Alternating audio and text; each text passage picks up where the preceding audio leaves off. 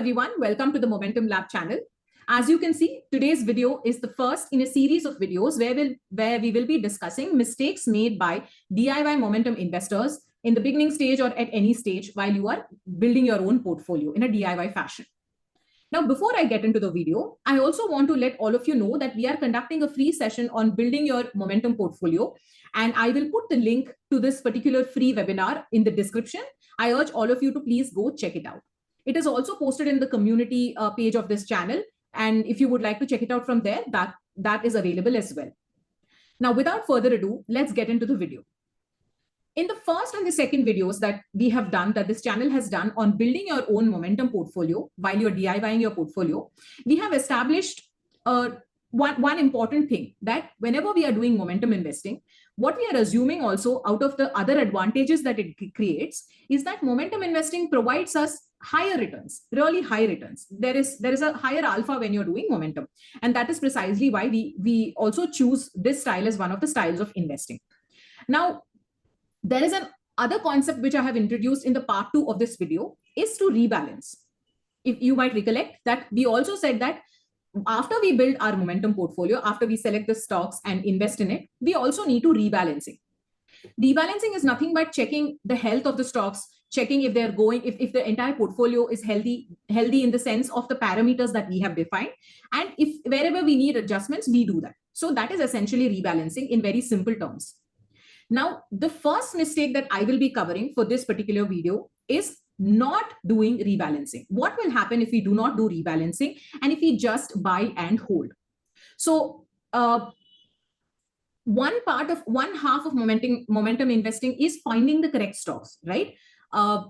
Finding what stocks are in momentum and then investing in it. The second part is maintaining that momentum portfolio in a very healthy manner. I want to discuss the very aspect of why we should rebalance and why will not buy and holding these wonderful momentum stocks work by using a particular research paper. The research paper has been written by Mr. Rajan Raju and Abhijit Chandrasekaran, and it was published in October 2019. In fact, this research paper is a larger attempt at talking about how does one systematically implement a long-term momentum strategy, that too in the context of India. However, they also cover a very important aspect of what happens to a portfolio when we just select the top momentum stocks, invest, and just leave it. If we just buy and hold, what happens? Let me help you understand this first through the methodology that they have taken. So as you can see, there are some statistics that are in front of your sheet. Let me first explain to you what is the methodology, how they have done it, and then later also show that buy and hold will not work in momentum. And I will also explain through this video what do I mean when I say that it does not work. For the benefit of people who are watching this video for the first time or looking at momentum for the first time, let me just explain how momentum has been calculated for this particular exercise. Momentum is simply calculated using the last 12 months returns of every stock. And for this particular study, the first 100 stocks in Nifty 100 universe has been considered. Now, what has been done is that in January of 2011, for example, each and every stock has been given a rank. A rank was assigned based on their momentum, right? So we have 1 to 100 ranks. Now, in those ranks, 10 groups have been made. How was the groups made? Each 1 to 10 was group 1. So every 10 stocks were put into one house, one group category, and 10 such categories or groups were created.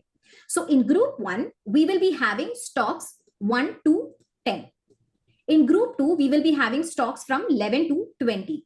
Similarly, so on, we have 10 groups. And in the 10th group, we have stocks from 91st rank to 100 rank. Okay. Now, in the next step, we call this first group as a winner group because they form the first 10 best ranks of a momentum based on momentum scores. And the last group, which is group 10, which has ranks from stock 91 to 100, we call it the loser group just for this exercise. And this loser group again has been ranked based on the last 12 months momentum scores. Now, after creating both these groups will remain as it is. So we will be calculating the ranks for these stocks over a period of 12 months, 1 year. We will be calculating it for a period of 12 months. But however, the constitution of the group will not change. this is even if the rank changes. So for example, if stock 2 becomes rank, let's say 3, even then it will still be in group 1, because essentially what we are trying to do is we are trying to compare what happens to the ranks or the overall rank of one group if we do not change. We are not rebalancing, right? We are not doing any kind of removal. We are just buying and holding. So if I just hold all of these in the way that I have in the first month, we want to see what happens essentially to the momentum of stocks included in the groups. Now, we have established the first step that 10 groups have been created with 10 stocks in each of the group, and 100 stocks, Nifty 100 has been covered. After that, what they have done, what the scholars have done is that they assigned a score to the stock. Score is nothing but if the rank, and it will be the same for all the 10 stocks that have been mentioned in the group. So score is the group rank. We have for each stock in group 1, the stock score is 1. For each stock in group 2, the stock score will be 2. Similarly, for each stock in group 10, the stock score will be 10. Right? That is step 2. In step 3, what has happened is they have calculated an entire portfolio rank. Now, how this portfolio rank has been calculated is, it is simply a mean or the average of all the stock scores. All the stock scores divided by the number of stock scores, which means in this case, it is 10 divided by 10. Therefore, the portfolio rank is also 1. And for this case, it is 100 by 10 and the portfolio rank is 10. Now, they have done this exercise for 12 months. So let us see what happens in February.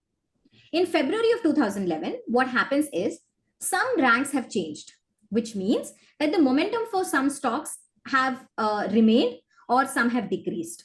Right? So only two possibilities for a high momentum stock, as we have discussed in the second part. Either the momentum is pausing or the momentum is going down, right? Or it is in the same way. So for all these things, we have again calculated ranks, and for scores, the scores indicate that there has been a change here. And once the scores have been calculated for the next month, and again, portfolio rank is calculated by the average of all of these. For this case, we are getting an average of 1.3. Similarly, the same has been calculated for the loser group or the group 10. If you see over here, for stocks that are falling, that are low in momentum, so again, over here, there are two possibilities. One is they are going up or they are staying the same way, right? So in either of these two situations, we can see that the loser group has indicated both the two situations. One where some stocks where the ranking has been, the score has been upped, which means that they have picked up some kind of momentum and they're doing a little better. And there are also around 7 stocks that are holding the same lower momentum, right? So once we have calculated portfolio rank for the loser group as well. And for the loser group, the portfolio rank is now at 9.4. Now that we have arrived here, I think you're also slowly starting to see what is happening, right? So because we just bought and held it, the portfolio rank is changing the second month. It's become 1.3. And the portfolio rank for the loser group is also changing. It has reduced. It has become 9.4. Now, in an exercise like this, when the paper has considered 12 months, we can see that over a period of time, the rank of winners is reducing. As in, the score is increasing, portfolio rank is increasing. And for the losers, it is decreasing, which means that the losers are starting to get better. Some of the loser group is starting to get better. It could be because of some of the stocks in the loser group or all of the stocks, and so on for the winners. It could be because of some or all of the stocks which may be losing its momentum. So essentially what is happening is by the end of month 12, if you see that the portfolio rank of the winners and losers is almost similar, right? So the winners had a score of 4.997 and the losers had a score of 5.82. To understand better, let us use this chart where, at the beginning, when we identified 10 winner stocks and also identified 10 loser stocks, their ranks were extremely apart. There is absolutely no convergence. They're really, really different. But as time passes and there is no action being taken on the stocks, on the momentum stocks, we can see that slowly the winners are getting larger ranks and the losers are getting lower scores, which means the losers are getting better and the winners are getting worse. At some point outside of 12 months, we will see that both of these will converge, will become essentially the same thing. At this point, what happens is that momentum has stopped giving its excess returns. In the beginning of this video, I said that momentum, like other factor investings, we are choosing momentum investing also because it is giving us excess returns. The alpha is really good for momentum investing. But if we buy and hold, what is happening is we are losing all of those excess returns. And suddenly our choice of the top 10 stocks also does not make any particular return. It does not give us any excess returns. So I think this clearly indicates a need for rebalancing, which means that every now and then we have to see if our winners are still winning. And if our winners are becoming losers, then we have to remove them and identify new winners from other groups and bring it into our portfolio. So essentially, this process is called rebalancing. And this is one of the mistakes beginner investors might make. And they may just buy and hold. So therefore, what we are suggesting here is that the point that I'm trying to make over here is that rebalancing is an essential and crucial part of momentum investing when we DIY as well. Now, the next question is, when do I rebalance?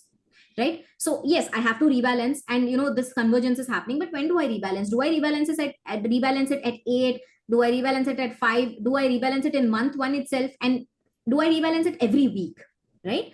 For that, the simple thing is also to introduce the aspect of transaction costs. So every single time we rebalance, we incur transaction costs. Which means when we sell new stocks, when we sell some stocks and add new stocks, we have some costs associated with it: platform costs, transaction costs, fees, etc. So 1 week will mean that we will keep giving our profits, whatever profits we have, to the transaction cost. So 1 week is too less. We can't keep rebalancing in 1 week. And if we say, let me rebalance in 5 months, we are seeing that the values are essentially reducing, which means stocks might lose out on the profits that they made in their journey towards the down. So they may even lose value. So 5 months also does not look really good. There is a period at around three months where rebalancing in and around 3 months. In fact, in 3 months, if you rebalance, it's a good time to have. However, even over here, you will see that the values are essentially drifting quite away from 1. So if we have to maintain this 1, or if we have to maintain our health of our momentum portfolio, I think what one can do is look at smaller time frames such as 15 days or 1 month, etc. In fact, at this point, I'd like to say that I'm not a SEBI registered advisor, and anything that I am indicating in this particular video is only for educational purposes. I'm just sharing a particular study that we have come across as a team, and this is not a financial advice. So if you want to take a financial advice about the stocks you want to choose or the rebalancing that you want to put in, I will highly suggest that you interact with your own financial advisor and take a call on that. So what we do is, I'm sharing with you simply what we use as a rebalancing time frame. We are using 2 weeks to 15 days to rebalance our stocks. So every 15 days, we keep checking the health of our stocks. And then if rebalancing is required based on the parameters that we have defined, in case you're curious about the parameters that we have defined for rebalancing, I'm going to be linking the part 2 in the description here again. You can go to that particular time and check it out. So we use 15 days to rebalance our portfolios and maintain this 1 health of the entire portfolio. So thank you once again for watching and coming along this journey with us. See you in the next video.